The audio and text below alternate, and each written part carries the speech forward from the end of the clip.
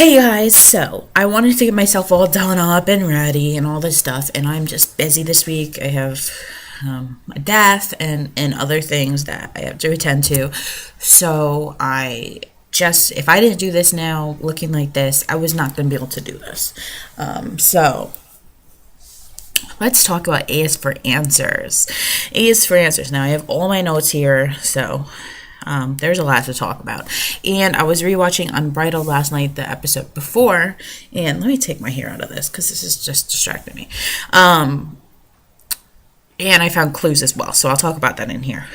So the episode starts and we find out it's Noel, and Noel is the one that obviously brings them to Allie. And we come to find out, I didn't realize this right away, but they went from Philadelphia to New York. So you could tell the room's different, so that's how you know, like, it's a different place, but they didn't show you exactly where she was, which is kind of weird. Like, why wouldn't they tell us that? It's also weird because how many times does Ezra go to New York? I don't know. She tells them if she doesn't figure out who he is, she's going to have to disappear forever. She's never going to come out to back. Then we flash to Cece. She's being questioned for Wilden's murder, and she rats out saying that Allie's alive and all this stuff. And I'm just like, you bitch. Like, really? Jessica De Laurentiis is worried about something the night that Allie disappears. She's acting strange, like, can you send someone right away, on the phone, and telling her not to leave. Allie takes pills from her bag and then goes to the barn, and that's where we remember that the sleepover the girls always talk about. We come to find out that Melissa knew about Allie and Ian. We see a flashback. She went to Hilton Head and caught them at the hotel and was threatening Allie, which gives her motive. Pretty much Allie was trying to figure out who A was by a matter of deduction. She drugged the girls to determine if they were A. If she didn't get any more A messages that night, then it was one of them four. She went to go see Jenna, and she determined it wasn't her because she got a text while she was with Jenna, or like leaving Jenna's room. Also, Allie says that Toby doesn't hate her because the free at last tattoo, she says, is because she got him away from Jenna. Jenna was pretty much blackmailing him to sleeping with her. And so it's strange to me that Toby is on the A team, or so we think, because from what Allie's telling us. But then after I was thinking about it, maybe everything she told us is a lie. Like, how do we know that's not a lie? Toby taking things from Spencer's. Okay, so they're investigating. They're trying to find the girls. They're taking things from the Hastings house in Spencer's room. Mrs. Hastings learns that Allie's alive, and Melissa arrives home. We go back to the flashback to the sleepover. Toby's calling Allie when she first gets to the barn. She drugs the girls right in front of their faces. They don't even notice it.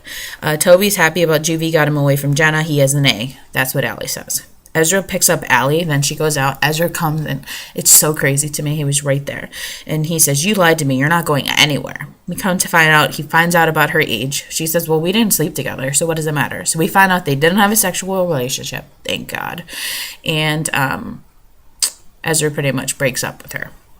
Mrs. Hastings questioned by Holbrook, and then we realize that they're all being questioned, and she didn't know Mr. Hastings was there because they're trying to question them all to make sure their stories are straight. Allie has cash, a passport, and a plane ticket from Noel. She met Ezra at Hollis Pub. He thought her and Cece were roommates at Hollis, and he wanted to write a story about her. And she said to him, sometimes lies are more interesting than truth. When they quoted that, I thought to myself, maybe everything she's telling us is a lie. He realized that she lied about her age, and they broke up. Then she went to the kissing rock to see Ian, which is the video that we see all the time. You know, you want to kiss me and all this. He breaks up with her as well. She's a little player.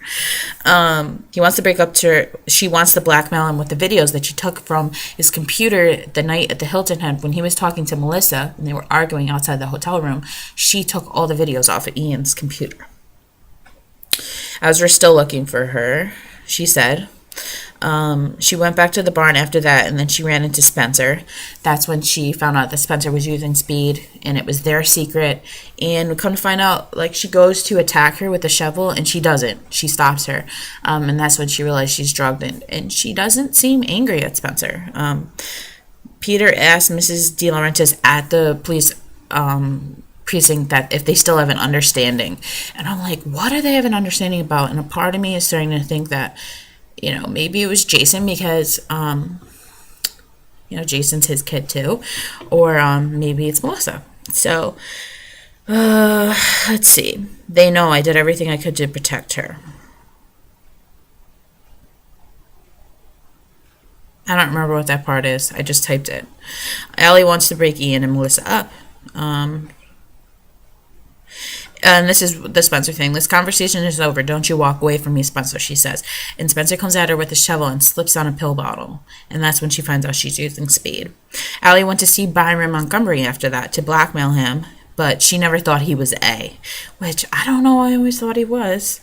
No A text came that night, what made her paranoid. So she just went home. She felt safe, and Mrs. D was looking at her at the window, and she saw her walking up, and someone hit her from behind with a rock and knocked her out. She told Spencer she didn't hurt anyone. She went to sleep. She told her to go sleep it off, and when she left the barn, that Spencer was sleeping soundly. Mrs. D knows who hit her. My theories has always been like Cece or Jason. Why would she protect Cece? Maybe it's her daughter. This is the thing. This is how I'm going to bring this back, is that during Unbridled, Spencer approaches Jason and says, remember that night you saw Cece wearing the same outfit as Allie and you thought she was Allie? Why would they provide us that sort of information if Jason wasn't involved or Jason wasn't the one that hit Allie? Now, they were in different episodes, so a lot of us wouldn't bring it together. I just happened to after going back and watching that one. And I thought to myself, maybe he was trying to kill Cece and he actually, thought he killed his sister. Mrs. De Laurentiis buried her. She said that she was trying to speak out and she couldn't. She was half conscious, kind of. Mrs. Grunwald was the one that pulled her out. I don't know how Mrs. Grunwald knew she was there or hurt. It's probably the paranormal part of her. And she left the hospital because she was scared. And then Mona finds her after she's walking home from the hospital all dirty and all bloodied, and takes her to the Lost Woods Resort, encourages her to fake her death, and we see she says she'll take care of her, and she let that she dyes her hair, and she checks in as Vivian Darkbloom, and Mona has her lair on the other side of that room, that lair that we saw in the first few seasons. And it's so weird to me because she was the one that encouraged her to leave, and Mona's obviously A. It was really showing she's schizophrenic almost. She has that kind side, and then she goes in there, and then she just has an evil side that she wants to hurt her.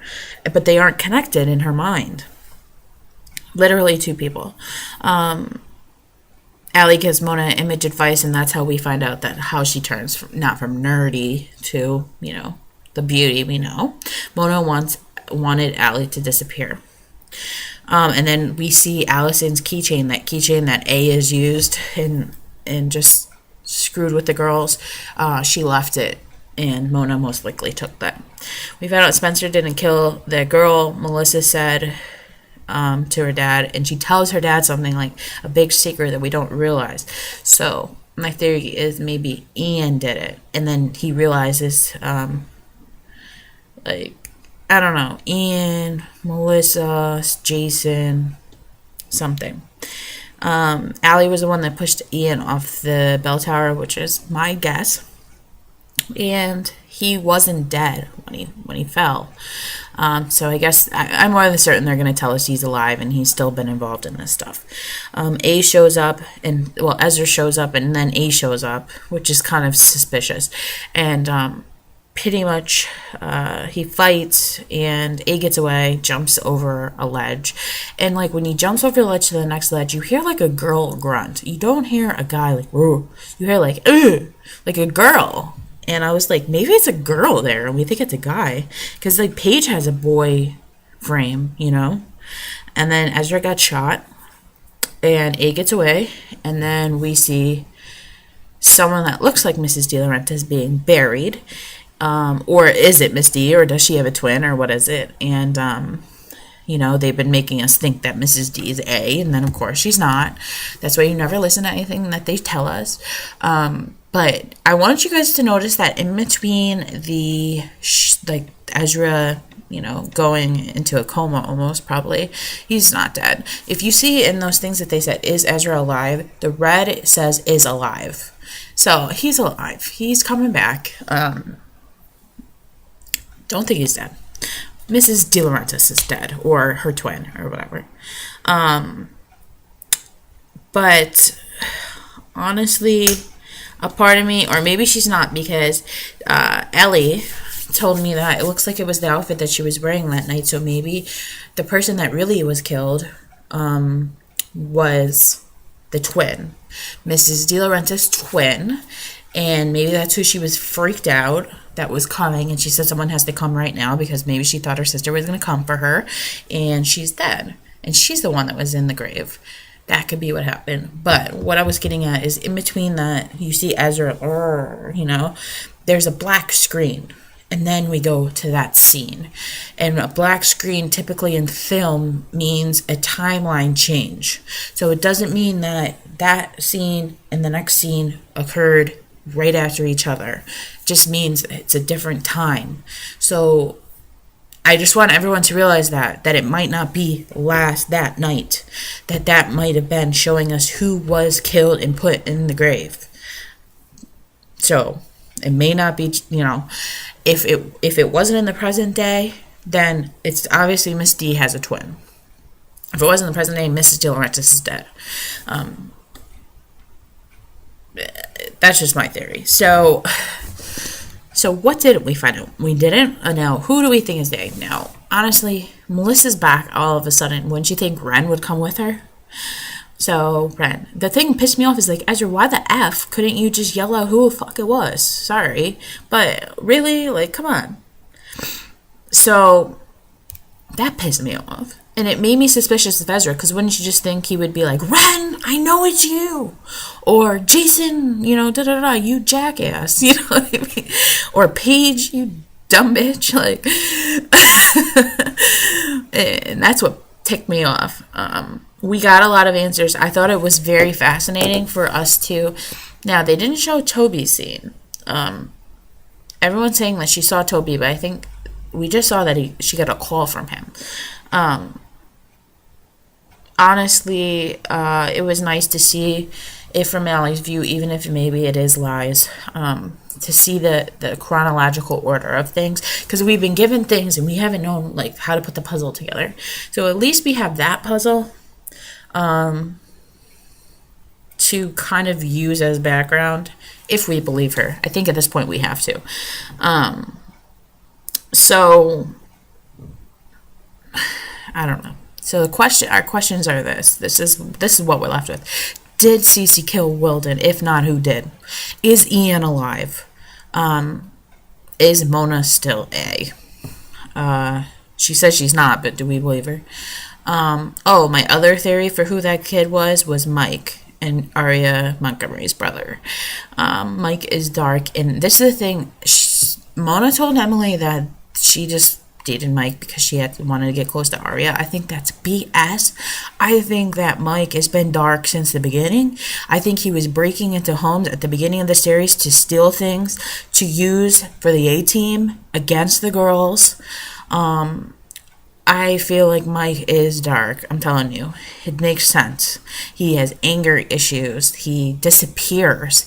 He is very secretive. And once again, the thing about breaking into the houses.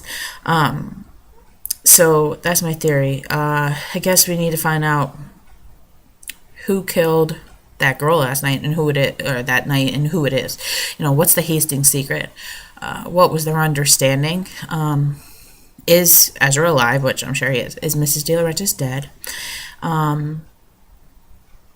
Lucas is coming back in the first episode. I believe they said it's going to be a shocking coming back, and I don't know. He's so, you know how we always used to see all the photography and all the pictures of the girls, and I always thought Lucas was evil. I'm telling you.